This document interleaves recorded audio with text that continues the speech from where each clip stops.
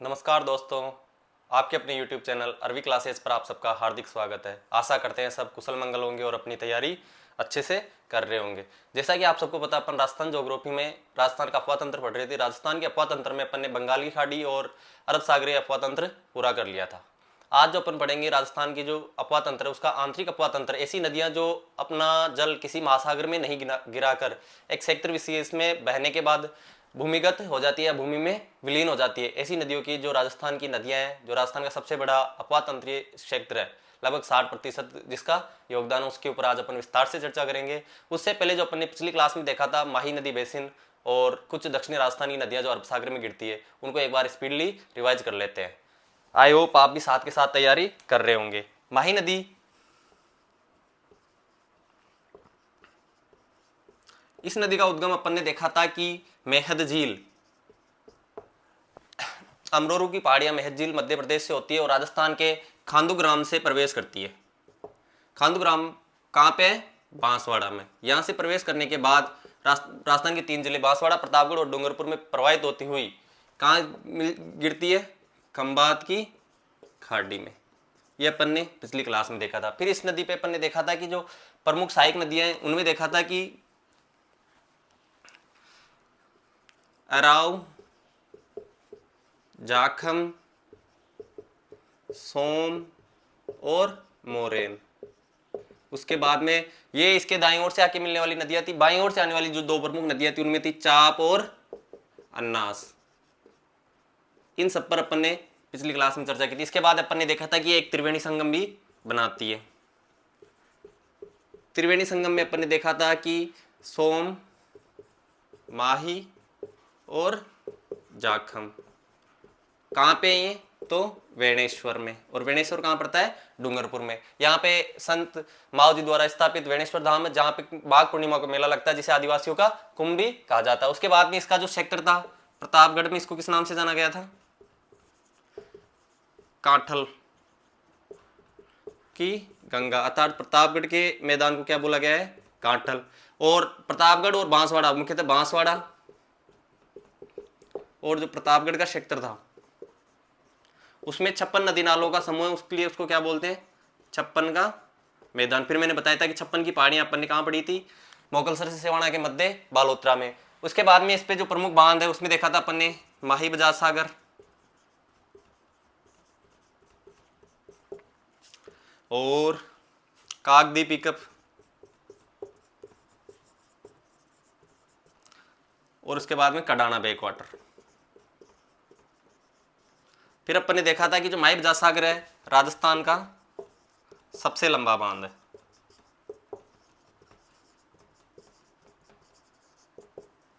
इन सब पर अपन ने इसके बाद में माही बजाज सागर पे माही नदी घाटी परियोजना गुजरात और राजस्थान की, जो जिसमें गुजरात की 55%, राजस्थान की 45% है। और इससे कुल जो उत्पादन क्षमता है उसका 100% यूज कौन करता है? राजस्थान। राजस्थान के आदिवासी क्षेत्र में इससे विद्युत की सप्लाई की जाती है। ये सब अपने पिछली क्लास में देख ली थी। फिर उसके बाद में अपन ने देखा था माही नदी की जो प्रमुख सहायक नदियां हैं, सोम और जाखम के बारे में। जाखम नदी पर अपन ने देखा था कि भंवर माता की पहाड़ियां प्रतापगढ़ से निकलने के बाद वेणेश्वर में आके इस नदी में माही नदी में मिल जाती है। इस नदी पर अपन ने जो प्रमुख बांध देखा था, जाखम बांध। जाखम बांध कहाँ पे है? भंवर माता की पहाड़ियां ना, छोटी सादड़ी, प्रतापगढ़। इस पे प्रमुख जो देखा था अपन ने जाखम बांध, जो राजस्थान का क्या है? सर्वोच्च, सर्वाधिक ऊंचाई पर बंधा बांध। कितनी ऊंचाई पे? 81 मीटर। और ये कहां से निकलती है? सीता माता अभ्यारण्य से, जो किसके लिए प्रसिद्ध है? उड़न गिलहरियों के लिए। उसके बाद में अपन ने देखी थी सोम नदी। तो सोम नदी का जो उद्गम है बीछा मेड़ा की पहाड़ियां, ऋषभदेव उदयपुर से। उसके बाद में इसके किनारे किसका मंदिर है? आयस देव सोमनाथ का, जिसे क्या कहते हैं? वागड़ का वैभव। और इसी पे अपन ने एक और बांध देखा था, नागरिया डैम, नागरिया पिकअप डैम। उसके अलावा अपन ने इस पे देखा था सोम, कागदर, और डूंगरपुर में, ये तो थी उदयपुर में, और डूंगरपुर में अपने देखा था सोम, कमला और अंबा। उसके बाद में मैंने बोला था कि जो 100 कम लंबा डूंगरपुर है, डूंगरपुर के अलावा अगर दूसरा जिला ऑप्शन में आता है तो कौन सा आएगा? सलूम्बर। मुख्यतः कौन सा है? डूंगरपुर। लेकिन अगर 2 जिले आ जाए तो अपने को उदयपुर नहीं जाके कहां जाना है? सलूम्बर। ये सब अपन ने पिछली क्लास में चर्चा कर ली थी। इसके अलावा अपन ने 2 नदियां और देखी थी जो राजस्थान से निकलती है लेकिन राजस्थान में बहती नहीं है।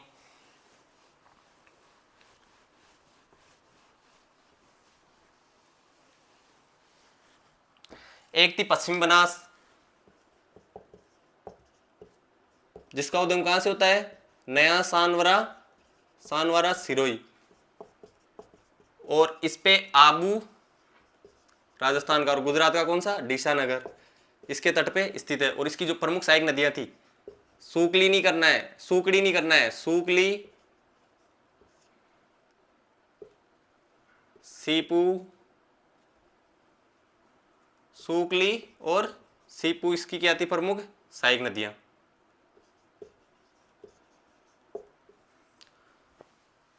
सूकली और सीपू इसकी क्या थी प्रमुख सहायक नदियां। उसके बाद में अपन ने देखा था साबरमती, उद्गम पदराना हिल्स, उदयपुर। उदयपुर में कितने किलोमीटर बहती है? 45 किलोमीटर। मुख्य अपवाह क्षेत्र गुजरात।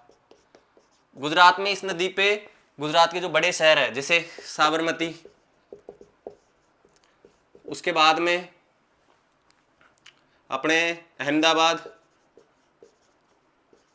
और खुद गुजरात की राजधानी गांधीनगर, ये सब कहां पे? किस नदी के तट पे? इस नदी के तट पे। फिर इसकी नदी अपन ने देखी थी कि वैसे हाथी की मती देखो मेवा मामा, तो वेत्रक, सेई, हतमती, मेश्वा, वाकल, मानसी और माजम, ये सब अपन ने इसकी सहायक नदियां देखी थी। फिर इस पे जो 2 प्रमुख वो देखी थी जल सुरंगें, एक तो बनी है सेई नदी पे जो जवाई बांध में जलापूर्ति करती है, राजस्थान की पहली जल सुरंग है, और एक बनी है वाकल और मानसी, मानसी वाकल पे, जिसका उद्देश्य था देवास परियोजना को जलापूर्ति करना, और ये सबसे बड़ी जल सुरंग थी। उसके बाद में ये किस में गिरती है? तो खंबात की खाड़ी में। और पश्चिम बनास किस में गिरती है? तो अपने कच्छ के रण में। इन सब पर अपन ने पिछली क्लास में चर्चा कर ली थी। आज जो अपन पढ़ेंगे आंतरिक अपवाह की जो नदियां हैं उनके बारे में। अगर आंतरिक अपवाह तंत्र की नदियों के बारे में बात करें, एक नदी जिसको अपन पहले पढ़ चुके हैं वो है बाणगंगा, क्योंकि बाणगंगा पहले बंगाली खाड़ी अपवाह तंत्र का पार्ट था, लेकिन 2012 से उसको किसमें ले लिया गया है? रुग्णित नदी का दर्जा देके आंतरिक अपवाह तंत्र में। इसके अलावा जो प्रमुख नदियां हैं उन पे अपन आज चर्चा कर लेंगे। इन आंतरिक अपवाह तंत्र की जो नदियां हैं उसमें प्रमुख नदी है अंत परवान,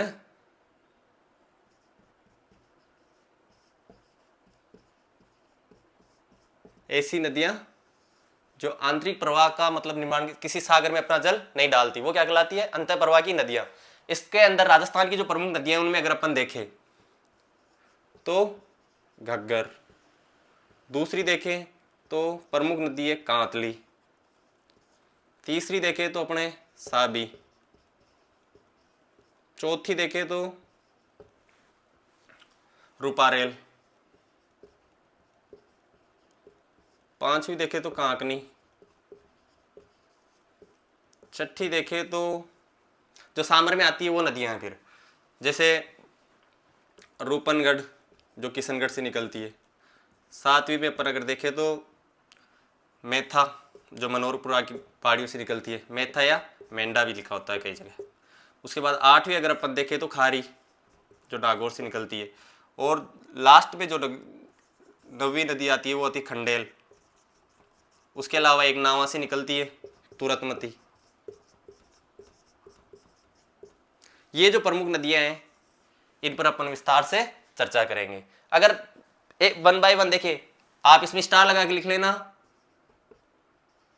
बाणगंगा जो नदी है वो भी 2012 में इसको किस नदी का दर्जा दिया गया है? रुंडित नदी का। रुंडित नदी ऐसी नदी है जो पहले तो अपना जल महासागर में डालती थी, लेकिन अब अपना जल महासागर में नहीं डालकर किसमें डालती है, कहीं भी आसपास के मैदान में विलुप्त हो जाती है। ऐसी नदियों को क्या बोलते हैं, रुंडित नदी। और बाणगंगा कब दिया गया था, 2012 में। अतः ये भी कौन सी नदी है, अंतःप्रवाह की नदी। अब एक बार अपन 1 बाय 1 करके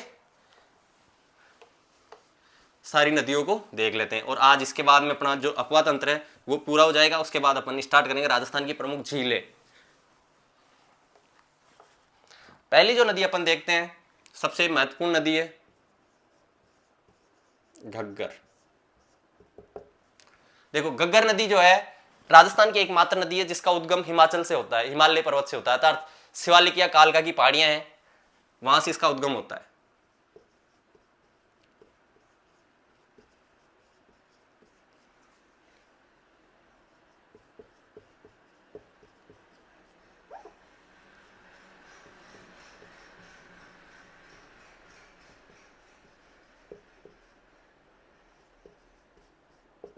ये कहां पे है, तो हिमाचल प्रदेश में।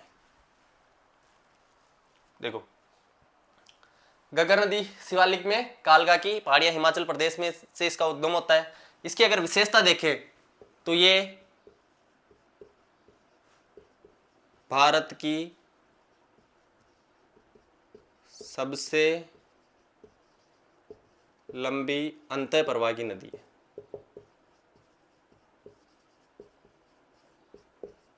भारत की सबसे लंबी अंतःप्रवाह की क्या है, नदी है, जिसकी लंबाई है लगभग 465 किलोमीटर।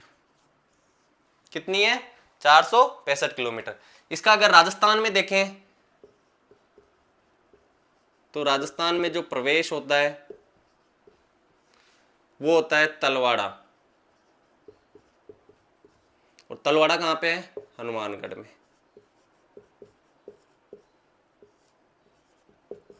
तलवाड़ा हनुमानगढ़ से क्या करती है ये प्रवेश, और जहां पे प्रवेश करती है, प्रवेश करते एक झील का निर्माण करते हैं, वहीं पे किसका निर्माण करती है, तलवाड़ा झील का क्या करती है, निर्माण।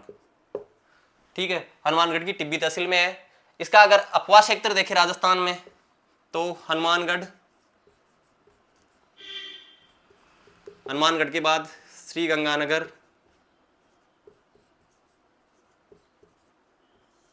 और गंगानगर के बाद नया जिला बना कौन सा है, अनूपगढ़। इन जिलों में क्या होती है अपवाह। इसके बाद में अगर अधिक बरसात हो तो ये पाकिस्तान के फोर्ट अब्बास नामक स्थान पे भी चली जाती है। देखो, अब मैप में अगर अपन देखते हैं तो ये एक तरह से अपना राजस्थान का ऊपरी हिस्सा, ये हो गया अपना हनुमानगढ़, ये हो गया अपना गंगानगर, और ये वाला हिस्सा आ गया अपने, और ये वाला हिस्सा आ गया अपने अनूपगढ़ का। इस प्रकार से एक तरह से ये मान लो। तो ये कहां से, शिवालिक, यहां से ये नदी निकली और ये राजस्थान में जहां से प्रवेश करती है इस बिंदु को बोला गया है तलवाड़ा। क्या बोला गया है, तलवाड़ा। फिर हनुमानगढ़ में बहती हुई ये जब ये पाकिस्तान में आती है इस स्थान पे, तो ये जो स्थान है वो है फोर्ट अब्बास। कौन सा स्थान है, फोर्ट अब्बास। बाढ़ की स्थिति में यहां तक पानी जाता है, और इस स्थान पे इस नदी को बोला जाता है हकरा। पाकिस्तान में घग्गर नदी को किस नाम से जाना जाता है, हकरा के नाम से। वही हनुमानगढ़ में इस नदी का जो ये पाट वाला क्षेत्र है, ये वाला जो क्षेत्र है हनुमानगढ़ में, इस क्षेत्र को बोलते हैं नाली। और इसी क्षेत्र में नाली, घग्गर नदी को नाली बोला जाता है, इसलिए भेड़ की एक नस्ल भी है इस क्षेत्र में जो विकसित होती है, पाली जाती है, उस भेड़ का नाम भी नाली रखा जाता है। किस झील का निर्माण करती है यहाँ पे, तलवाड़ा झील, जो राजस्थान की सबसे लंबी झील है, लगभग 6-7 किलोमीटर लंबी झील है।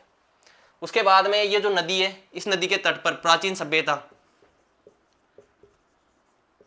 कालीबंगा व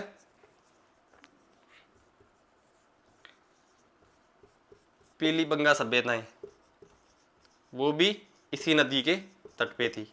उसके अलावा अगर इसकी जो अपन ने लंबाई देख ली, राजस्थान में अगर इसकी लंबाई देखें तो लगभग 100 किलोमीटर है। ठीक है, हनुमानगढ़ में किस नाम से जाना जाता है, नाली के नाम से, और वहां पे भेड़ की एक नस्ल भी है, वो क्या है, नाली। उसके बाद में पाकिस्तान में किस नाम से जाना जाता है, हकरा के नाम से। कौन कौन सी सभ्यताएं, कालीबंगा, पीलीबंगा। अब इसका जो नाम, प्राचीन नाम है वो है सरस्वती। ये क्या है इसका प्राचीन नाम। और इस नदी के अवशेष अपन कहाँ पे देखते हैं, लाठी सीरीज में। जो अपन भौतिक प्रदेश पढ़े थे तब देखा था कि मोहनगढ़ से पोखरण के मध्य 80 किलोमीटर लंबी मीठे जल की जो भूगर्भिक जल पट्टी है वो किसका अवशेष मानी गई है, सरस्वती नदी का। और सरस्वती किस वर्तमान में किस स्वरूप में बहती है, घग्गर नदी के रूप में। इसका जो प्राचीन जलीय अवशेष थे इनकी खोज के लिए श्री राम वाडरे और हनुमंता राय को नियुक्त किया गया था। उसके बाद में जो इसकी जो प्राचीन नाम है सरस्वती हो गया। सरस्वती के बाद में इसको बोलते हैं नट नदी। उसके बाद में सोता नदी। उसके बाद में इसको बोलते हैं दृश्यद्वती। उसके बाद में इसको बोलते हैं मृत नदी। ये सब इसके क्या है, अपनाम है। ठीक है, आई होप आपको ये चीजें समझ में आ गई होगी। एक बार ये मैप जो है मैं एक बार और अच्छे से बना दूंगा, तब तक आप इसका स्क्रीनशॉट ले लो।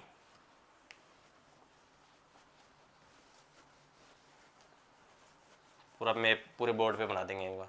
शिवालिक में कालका की पहाड़ियों से निकलती है। भारत की सबसे लंबी अंतःप्रवाह की नदी है जिसकी लंबाई कितनी है, 465 किलोमीटर है। राजस्थान में प्रवेश तलवाड़ा हनुमानगढ़ में करती है और 100 किलोमीटर प्रवाहित होती है लगभग। हनुमानगढ़ में इस पे कौन सी झील बनी हुई है, तलवाड़ा झील। हनुमानगढ़ श्रीगंगानगर अनूपगढ़ में प्रवाहित होने के बाद पाकिस्तान में कहां तक जाती है, पाकिस्तान के फोर्ट अब्बास तक। कहां तक, फोर्ट अब्बास तक। और पाकिस्तान में इस नदी को किस नाम से जाना जाता है, हकरा के नाम से। और कालीबंगा पीलीबंगा सभ्यताएं इसके तट पर विकसित हुई है। सरस्वती जो इसका प्राचीन नाम था, इसके जो खोज के लिए किसको बोला गया, तो श्री राम वाडरे और हनुमंता रॉय। इन दोनों को इसकी किसके लिए, भूगर्भिक जल की खोज के लिए इसको क्या नियुक्त किया गया था। और इसके प्राचीन नाम है सरस्वती नदी, नट नदी, सोता नदी, दृश्यद्वती और मृत नदी। एक बार इसका स्क्रीनशॉट ले लो। हनुमानगढ़ में इसके पार्ट को किस नाम से जाना जाता है, तो नाली के नाम से। चलो स्क्रीनशॉट लो।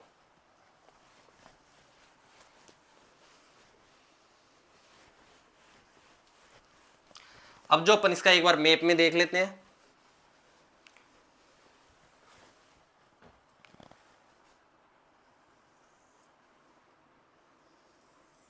ये अपना राजस्थान का, ये राजस्थान, ये गंगानगर, ये इधर वाला हनुमानगढ़, और गंगानगर से अलग हुआ जिला कौन सा आ गया अपना, अनूपगढ़।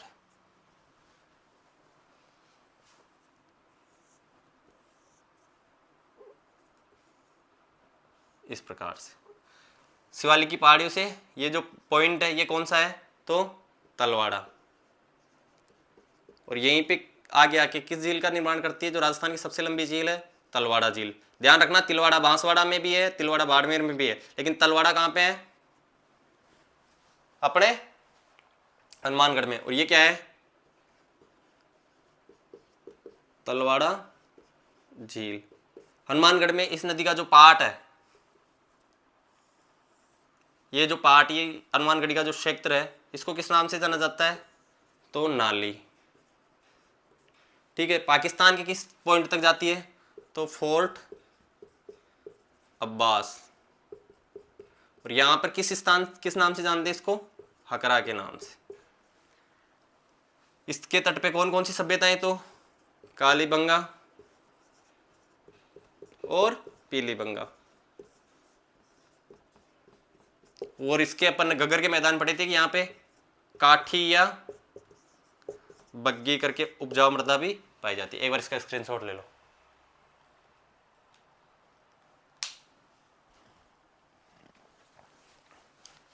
अब जो अपन दूसरी नदी पढ़ेंगे वो है कांतली।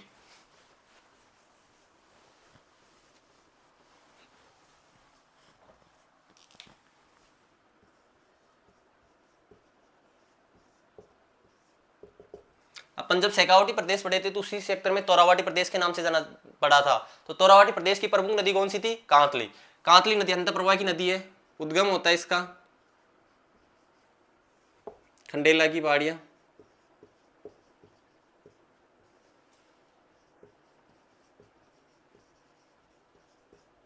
और ये कहां पे है, सीकर में। अगर इसका अपवाद क्षेत्र देखें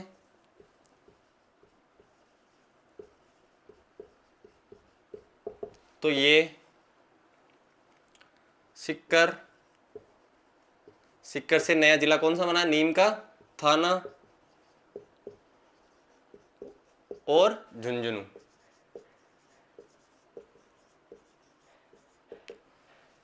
इन तीनों जिलों में अपने अंतर प्रवाह की जो नदी है कांतली, इसका विस्तार है। राजस्थान की, भारत की सबसे कौन सी थी बड़ी, वो, लेकिन राजस्थान में पूर्णतः राजस्थान में प्रभावित होने वाली, पूर्णतः राजस्थान में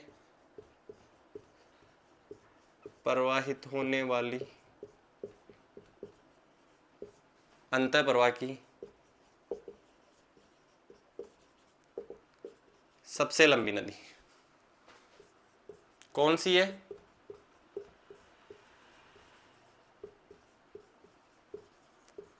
इसका जो अपवाद क्षेत्र है इसको किस नाम से जाना जाता है, तोरावाटी। ध्यान रखना शेखावाटी में चूरू भी आता है, चूरू, सीकर, झुंझुनू और नीम का थाना, लेकिन तोरावाटी के अंदर सीकर, नीम का थाना और झुंझुनू, तोरावाटी ओनली कांतली नदी का जो अपवाद क्षेत्र है उसी के लिए काम यूज में लिया जाता है, जबकि शेखावाटी शेखावत वंशजों के द्वारा जो शासित क्षेत्र था उसके लिए उपयोग में लिया जाने वाला शब्द था। इसके बाद में इस नदी के तट पे जो सभ्यताएं हैं वो है सुनारी सभ्यता और दूसरी है गणेश्वर सभ्यता। गणेश्वर सभ्यता, और दोनों कौन से जिले में है, तो नीम का थाना में। ध्यान रखना सुनारी पहले झुंझुनू में पड़ता था, गणेश्वर सीकर में पड़ता था, लेकिन सुनारी खेतड़ी झुंझुनू है ना, तो खेतड़ी वाला हिस्सा भी नीम का थाना में विलय कर दिया गया है, और गणेश्वर तो आता ही पहले नीम का थाना में पड़ते थे, तो नीम का थाना खुद नया जिला बन गया है। इस प्रकार सुनारी सभ्यता और गणेश्वर सभ्यता का विकास भी किस नदी के तट पे हुआ है, कांतली नदी के तट पर। कांतली नदी का उद्गम खंडेला की पहाड़ियां कहां से होता है, सीकर से। अपवाद क्षेत्र किस नाम से जाना जाता है, तोरावाटी के नाम से। सीकर, नीम का थाना और झुंझुनू। उसके बाद अगर राजस्थान में पूर्णतः राजस्थान में प्रवाहित होने वाली अंतर प्रवाह की सबसे लंबी नदी देखे तो वो भी कौन सी है, कांतली नदी। और इस नदी के तट पर जो सभ्यताओं का विकास हुआ है वो है सुनारी सभ्यता और गणेश्वर सभ्यता। गणेश्वर सभ्यता कैसी है, तो ताम्रकालीन या ताम्रयुगीन सभ्यता। एक बार इसका स्क्रीनशॉट ले लो।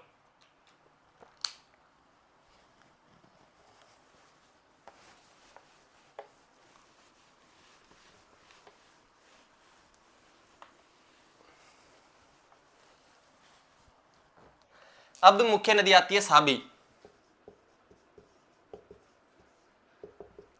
साबी नदी का उद्गम होता है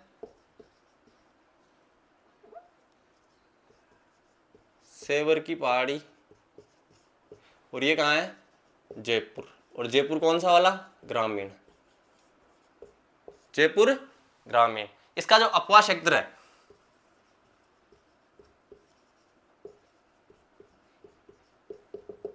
वो जयपुर ग्रामीण, यहां से प्रभावित होने के बाद अलवर और जयपुर से नया जिला बना है कोटपुतली, बहरोड, और यहां से प्रभावित होने के बाद अलवर से नया जिला कौन सा बना है, खेड़तल, तिजारा। इन जिलों में प्रभावित होने के बाद इसका संगम क्षेत्र देखें तो कौन से जिले में,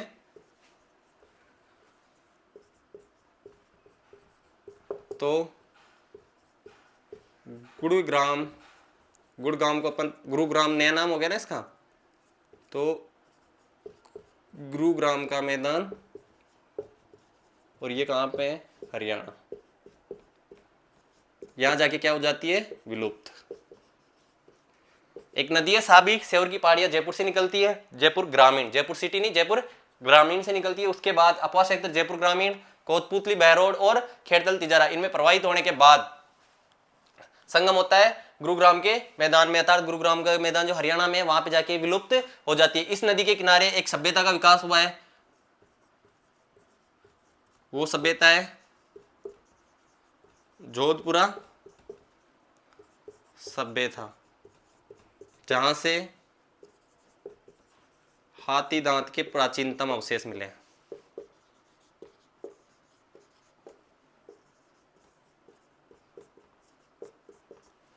देखो सेवर नदी, सेवर की पहाड़ी, जयपुर ग्रामीण, अपवा सेक्टर जयपुर ग्रामीण, कोटपुतली, बहरोड और खेरतुल तिजारा। याद रखना, इंपॉर्टेंट लगाए रखने ना, साबी नदी अब अलवर जिले में नहीं जाती है, ठीक है। उसके बाद में संगम, गुरुग्राम का मैदान, गुड़गांव का मैदान हरियाणा में विलुप्त हो जाती है। राजस्थान की एकमात्र अंतर प्रवाह की नदी है जो राजस्थान से उद्गम होता है और दूसरे राज्य में जाके क्या होती है, विलुप्त होती है।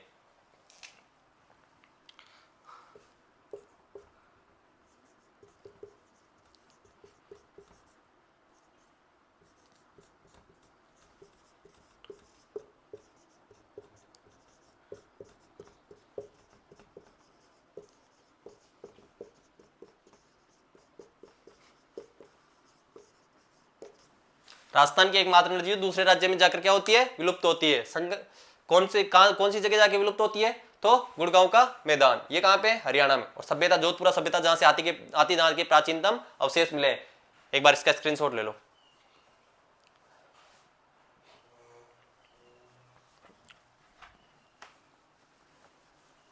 अब जो अपन देखेंगे,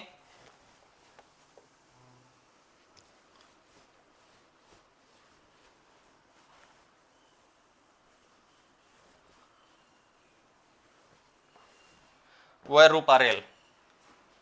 कौन सी रेल, रूपा रेल। इसका जो उद्गम होता है उदयनाथ की पहाड़ियां, और ये कहां पे है, तो ये अपने अलवर में। इसका जो अपवा क्षेत्र है,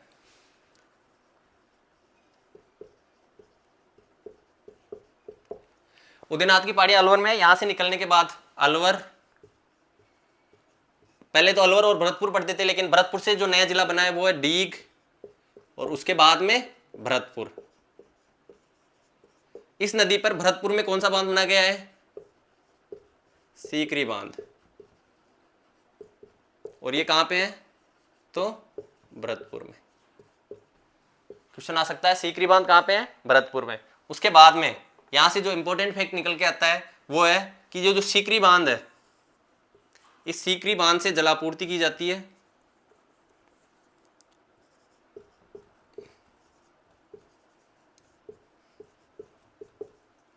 किसको, मोती झील को।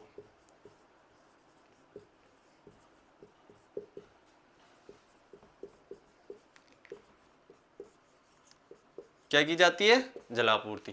अर्थात सीकरी बांध किस नदी पे है, रूपारेल नदी पे। रूपारेल नदी का उद्गम कहां से होता है, उदयनाथ की पहाड़ियां अलवर से। अलवर, डीग और भरतपुर में प्रवाहित होती है। भरतपुर में विलुप्त, जहां पे ये विलुप्त होती है उस जगह का नाम है सीकरी बांध।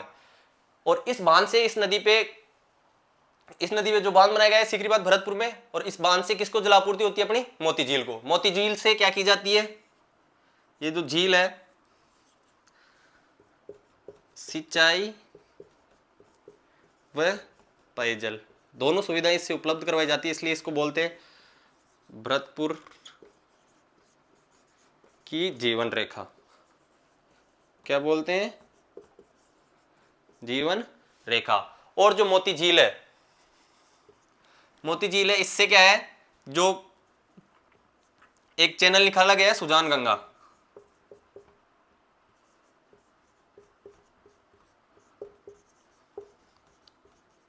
चैनल, जो क्या करता है, मोती झील को लोहागढ़ दुर्ग से जोड़ता है।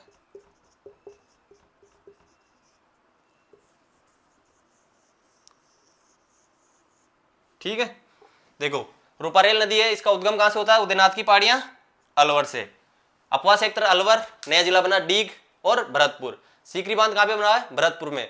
सीकरी बांध से किस चीज को जलापूर्ति की जाती है, तो वह है मोती झील। मोती झील कहां पे है, भरतपुर में। इससे सिंचाई और पेयजल दोनों सुविधाएं उपलब्ध होती है, इसलिए इसको भरतपुर की क्या बोल देते हैं, जीवन रेखा।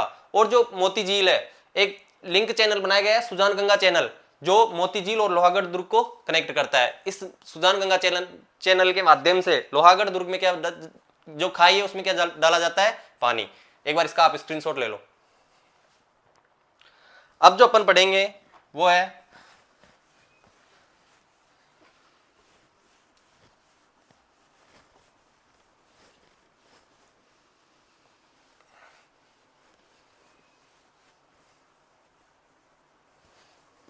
कांकनी। कौन सी? या कांकने। इस जो नदी का उद्गम होता है कोटरीग्राम, जैसलमेर।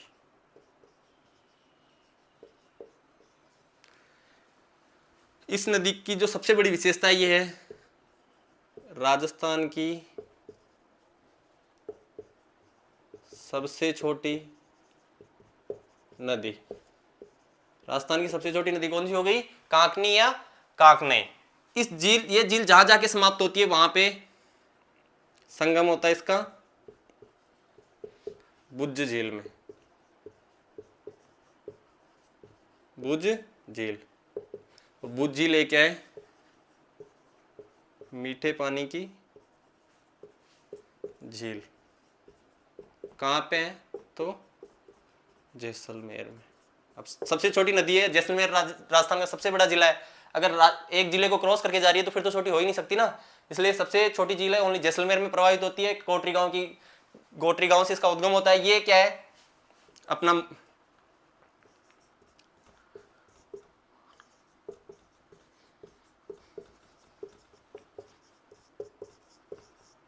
ये जो नदी है जब बरसात होती है तो अपना मार्ग बदलती रहती है। जैसे इस बार यहाँ से जा रही है तो दूसरी बार ये यहाँ से सीधा ऐसे हो जाती है, तीसरी बार जाएगी तो ये यहीं से ऐसे निकल जाएगी। तो ये अपने मार्ग बदलने के लिए क्या है? प्रसिद्ध है। स्क्रीनशॉट ले लो आप इसका। कहाँ से उद्गम होता है? कोटरी गांव की पहाड़ियाँ। और ये कहाँ पे है? जैसलमेर में। राजस्थान की सबसे छोटी नदी है। कौन सी झील का निर्माण करती है? तो भुज झील का। कैसी झील है? मीठे पानी की झील है। ठीक है, स्क्रीनशॉट लो आप इसका।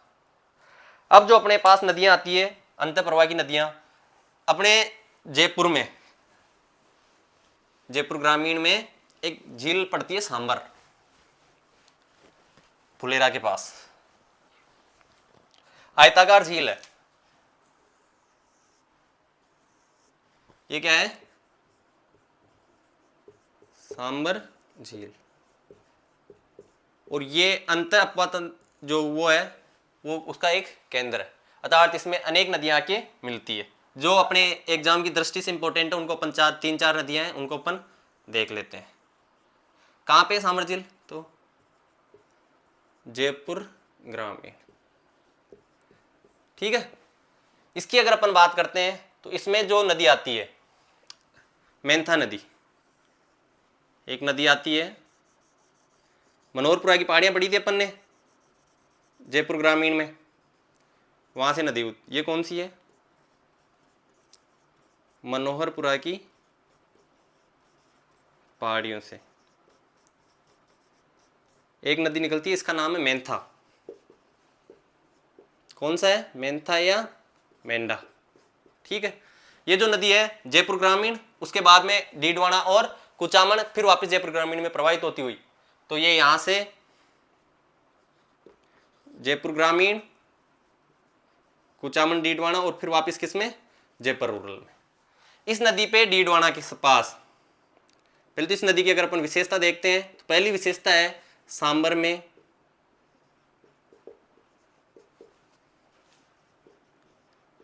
सर्वाधिक मात्रा में लवण, नमक ले जाने वाली, नमक या लवण ले जाने वाली, लाने वाली। कौन सी है? मेंथा या मेंढा। इसकी जो विशेषता है इसके किनारे लूणवा, क्या है? जैन तीर्थ इसी नदी के किनारे अवस्थित है। ये कहां पे है? तो डीडवाना में। डीडवाना अगर मैंने लिख दिया तो आपको सीधी सी बात है कौन से जिले में पड़ेगा? डीडवाना, कुचामन। उसके अलावा एक नदी आती है इसमें सिक्कर से, खंडेल नदी, और ये आके इसमें मिल जाती है। खंडेल की पहाड़ी कहां से निकलती है? सिक्कर से। उसके बाद में एक नदी आती है इसमें खारी नदी, नागौर से। कौन सी नदी है? खारी। ये नागौर से आती है, कुचामन, डीडवाना और फिर सांबर में। नागौर, कुचामन, डीडवाना। ये ध्यान रखना सांबर झील 3 जिलों में फैली हुई है, जयपुर ग्रामीण, कुचामन, डीडवाना और अजमेर, 3 जिलों में फैली हुई है। अजमेर से एक नदी आती है नीचे से, उसका नाम है रूपनगढ़।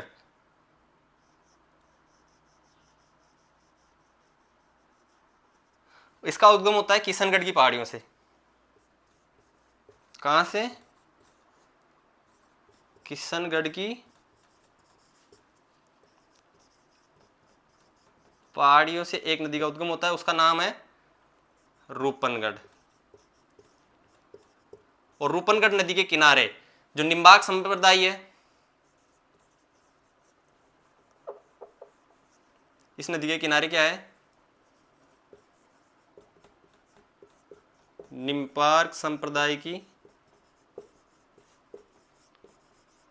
प्रमुख पीठ, वो कहां पे है? सलेमाबाद में। उसके बाद में एक और नदी आती है तुरतमती, नावा से निकलती है। ये कहां से निकलती है? नावा से। और अपने सामर झील में, इस प्रकार सामर झील में जो नदियां आती है, अनेक नदियां जिनके बारे में अपन ने बात की है।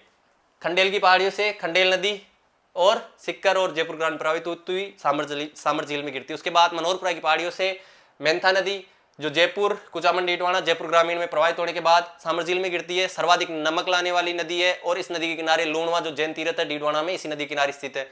खारी नदी नागौर से कुचामन, डीडवाना प्रवाहित होती हुई सामर झील में आती है। उसके बाद में नावा से तुरतमती जो सामर झील में गिरती है। उसके बाद में रूपनगढ़ नदी जो किशनगढ़ की पहाड़ियों से निकलती है और सामर झील में आके मिलती है। और जो रूपनगढ़ नदी है, इसी नदी के किनारे जो निम्बार्क संप्रदाय, उसकी जो प्रधान पीठ सलेमाबाद, वो इसी नदी के किनारे पर स्थित है। जब अपन कला संस्कृति पढ़ेंगे तब इन चीजों पे विस्तार से चर्चा करेंगे। एक बार आप इसका स्क्रीनशॉट ले लो। फिर अब अपन जो देखेंगे मिलते मिलते जो नाम है उनको।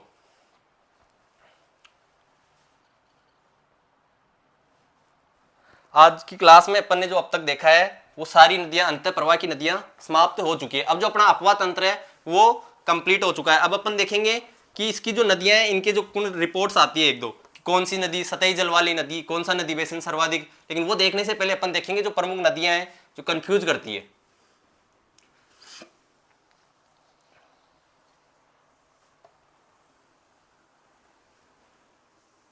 देखो, अगर अपन चंबल से स्टार्ट करे थे, चंबल से स्टार्ट करते हैं, तो चंबल की जो सहायक नदी है काली सिंध। काली सिंध किसकी है? चंबल की। इसी के जैसी एक नदी अपन ने जो देखी थी वो देखी थी काली सिल।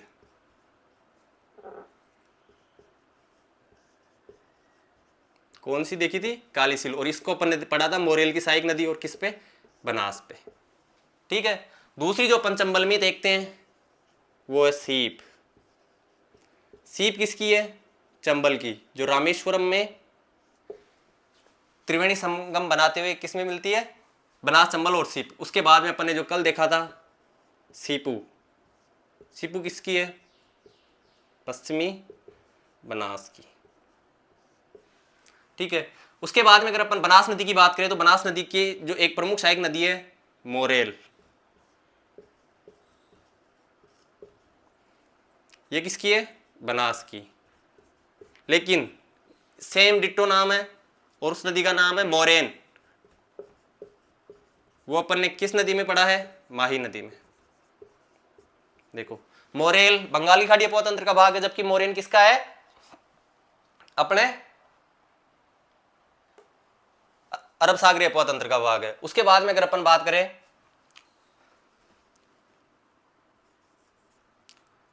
सूगड़ी। सूगड़ी जो नदी है किसकी सहायक नदी है? ये अपन ने पढ़ा है लूनी नदी की। लेकिन अगर अपन बात करें सूगली की, तो सूगली किसकी सहायक नदी है? पश्चिमी बनास। ठीक है। इस प्रकार कंफ्यूज नहीं होना है ना। इसके बाद अगर अपन बात करते हैं तो एक आती है मानसी। और एक आती है मानसी वाकल।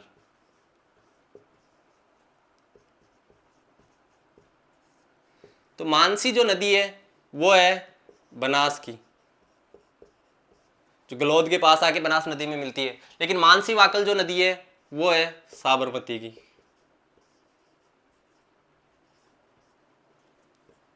ठीक है, उसके बाद में अपन बात करते हैं रूपनगढ़। रूपनगढ़ जो नदी है वो है सांबर में गिरने वाली, है ना, किशनगढ़ अजमेर और अजमेर से जिसका उद्गम होता है। उसके बाद में एक अपन ने अभी जो नदी देखी थी वो थी रूपारेल। रूपारेल जो नदी है वो गिरती है अपने, कहाँ गिरती है, भरतपुर के पास आके मिलती है ना, उदयनाथ की पहाड़ियों से उद्गम होता है। भरतपुर में सीकरी बांध बना हुआ है, तो ये अलवर, डीग और भरतपुर। उसके बाद अगर अपन दूसरी नदी देखें तो जो सबसे इंपॉर्टेंट नदी आती है गंभीर, और एक आती है गंभीरी। गंभीर नदी यमुना की सहायक नदी है, जो अपन ने अच्छे से करी थी, सपोटरा तहसील नादौती की पहाड़ियां। ठीक है, और जो गंभीरी नदी है ये बेड़च की सहायक नदी है, जो जावद एमपी से निकलती है और चित्तौड़गढ़ में आके, जहां पे गंभीरी और बेड़च नदी के संगम पे चित्तौड़गढ़ दुर्ग बना हुआ है।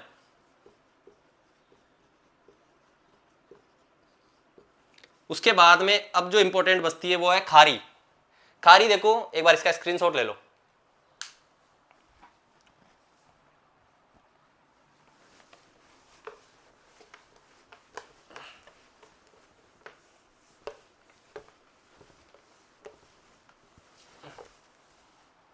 अब अगर अपन खारी नदी की बात करते हैं,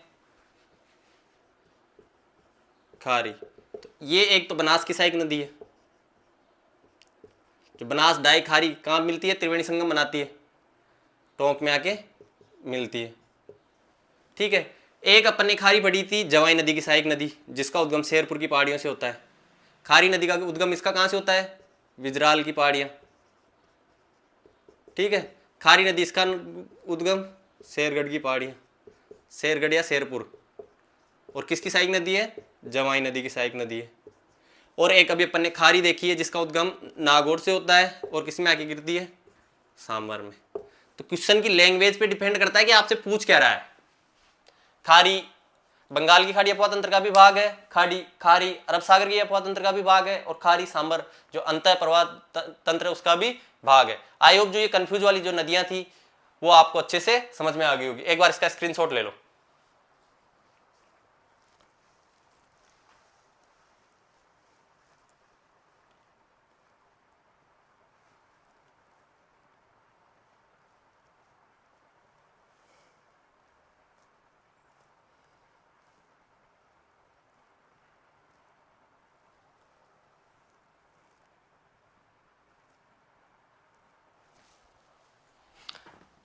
अब जो अपन देखेंगे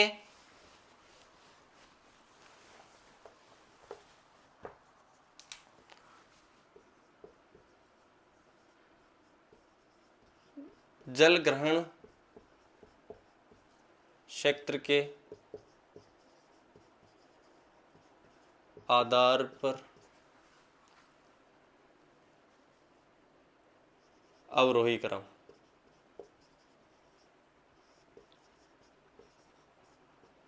जलग्रहण का मतलब है कि ये जो लूनी नदी है, जैसे लूनी नदी है, अब इसमें अजमेर से भी जा रहा है, पाली से भी जा रहा है, इधर नागौर से भी आ रहा है, जोधपुर से भी जा रही है, ब्यावर से भी जा रही है, उधर जालोर से भी जा रही है और सांचौर से भी जा रही है। तो ये जो नदी है इतने एरिया से क्या कर रही है, जल का ग्रहण कर रही है। अर्थात इस नदी में कितने क्षेत्र से ज्यादा जल आ रहा है। इसलिए जो नदी है जलग्रहण क्षेत्र के आधार पर सबसे बड़ी जो नदी है वो है अपने लूनी। सबसे बड़ी नदी कौन सी है, लूनी। आंकड़े याद नहीं करने, पूछे नहीं जाएंगे, पूछे जाएंगे तो किसी को नहीं आएंगे, इसलिए लिखने भी नहीं है। फिर दूसरे नंबर पे जो आती है उसके बाद में आती है बनास। अगर तीसरी नदी की अपन बात करते हैं तो बनास किस में जाके मिलती है, चंबल में, और चौथा जो नंबर आता है वो आता है अपने माही का। ठीक है, ये जलग्रहण क्षेत्र के आधार पे देखो, यहां पे 3-4 फैक्ट लिखवाऊंगा मैं। जलग्रहण क्षेत्र के आधार पे, सतही जल के आधार पे नदी, और सतही जल के आधार पे नदी बेसिन, और लंबाई के आधार पे 4 फैक्ट लिखवाऊंगा। इनमें से भी कई बार क्वेश्चन पूछा जाता है। तो जलग्रहण क्षेत्र के आधार पे सबसे बड़ी नदी कौन सी है? लूनी, फिर बनास, फिर चंबल, और फिर माई। एक बार इसका स्क्रीनशॉट ले लो।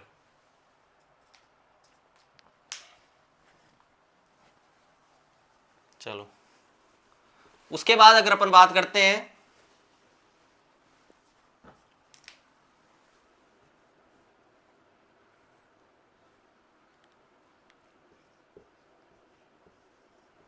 सतही जल के आधार पर नदी,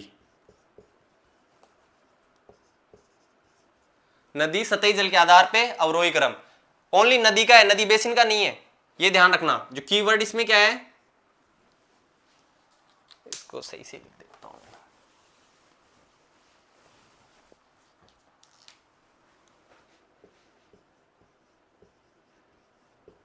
सतही जल के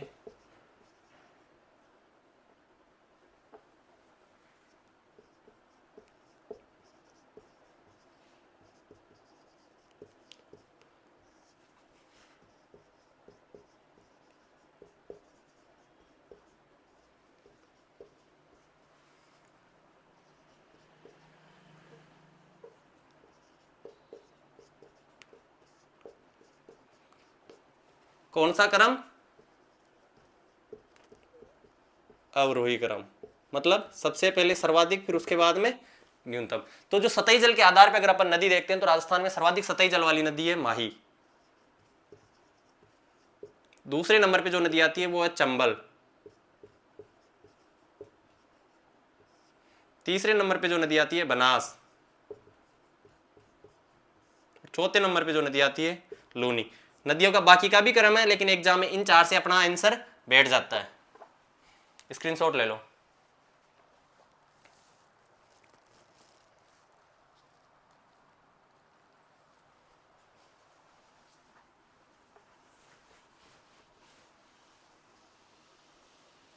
चलो, अब जो क्वेश्चन बनता है कि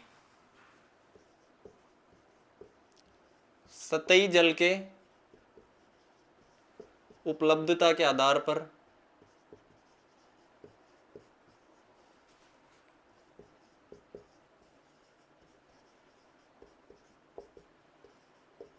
नदी बेसिन,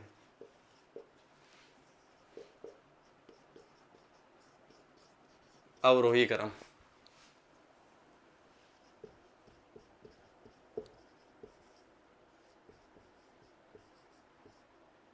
अब देखो, अगर ओनली नदी पूछा जाए तो सर्वाधिक कौन सी है? माही। लेकिन नदी बेसिन पूछा जाए तो कौन सा जाएगा? चंबल। अर्थात सर्वाधिक किसका है सतही जल? चंबल बेसिन का। फिर उसके बाद अपनी बनास, तीसरे नंबर पे माही, और चौथे नंबर पे अपने लूनी। स्क्रीनशॉट ले लो।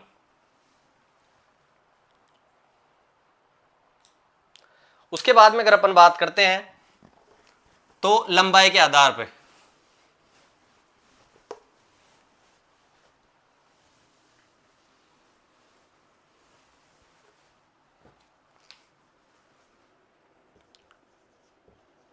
कुल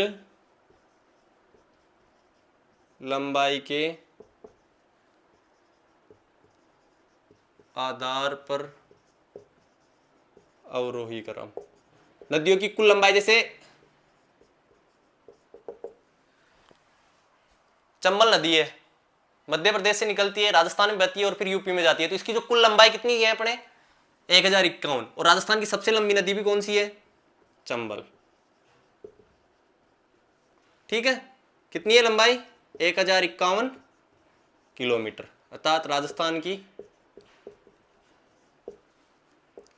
सबसे लंबी नदी। ठीक है, दूसरी जो नदी आती है वो आती है माही, और माही नदी की जो लंबाई है वो है 576 किलोमीटर। कितनी है? 576 किलोमीटर। दूसरे नंबर पर जो नदी आती है, सॉरी तीसरे नंबर पे जो नदी आती है वो आती है बनास। बनास की लंबाई है 512 किलोमीटर। और चौथे नंबर पे जो नदी आती है अपने लूनी, क्योंकि क्वेश्चन इन 4 नदियों से बनता है।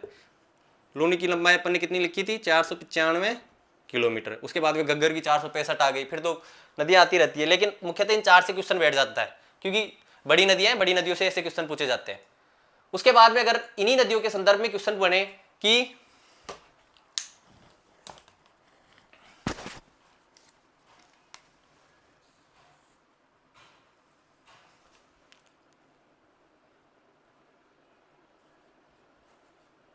राजस्थान में लंबाई के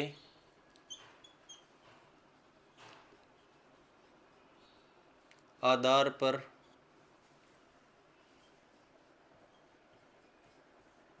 नदियों का अवरोही क्रम।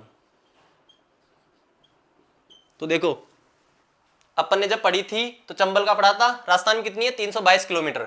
माही कितनी है? 171 किलोमीटर। बनास पूर्णतः राजस्थान में बहने वाली सबसे लंबी नदी पड़ी थी। और लूनी की कितनी थी? 350 किलोमीटर। 330 या 350, कई जगह 330 मिलता है, कई जगह 350 मिलता है। तो राजस्थान में लंबाई के आधार पर जो राजस्थान में जो लंबाई, उसके आधार पर नदियों का जो अवरोही क्रम है, तो राजस्थान में सर्वाधिक लंबाई किसकी है? बनास की। कितनी है? 512 किलोमीटर। दूसरी जो नदी आती है वो आती है लूनी। कितनी है? 330 किलोमीटर। ठीक है। तीसरी जो नदी आती है अपने चंबल, इसकी कितनी है? अपने 322 किलोमीटर। और चौथे नंबर पे जो नदी आती है वो है माही। और माही की राजस्थान में लंबाई कितनी है? 171 किलोमीटर। आज जो अपने राजस्थान का जो अपवा तंत्र है वो कंप्लीट हो चुका है। इससे रिलेटेड अगर आपको कोई भी डाउट हो, राजस्थान की नदियों से रिलेटेड कहीं पे भी किसी भी प्रकार की समस्या हो, कोई चीज़ समझ में नहीं आ रही हो, तो आप बेझिझक कमेंट बॉक्स में कमेंट कर सकते हो। आपका कमेंट हमारे लिए बहुत जरूरी होगा, उस पर हम जरूर से जरूर डिस्कस करेंगे और आपके जो समस्या होगी, जो डाउट होगा, उसका जरूर समाधान करेंगे। आई होप आपको चीज़ें अच्छी लग रही होगी, पढ़ने में आसानी हो रही होगी और चीज़ें अच्छे से समझ भी आ रही होगी। ऐसा ही कंटेंट पाने के लिए हमारे चैनल को सब्सक्राइब करें, ज़्यादा से ज़्यादा लोगों के पास शेयर करें, ताकि आपके लिए और अदर सब्जेक्ट की क्लासें भी स्टार्ट कर सके। मिलते हैं अगली क्लास में। धन्यवाद।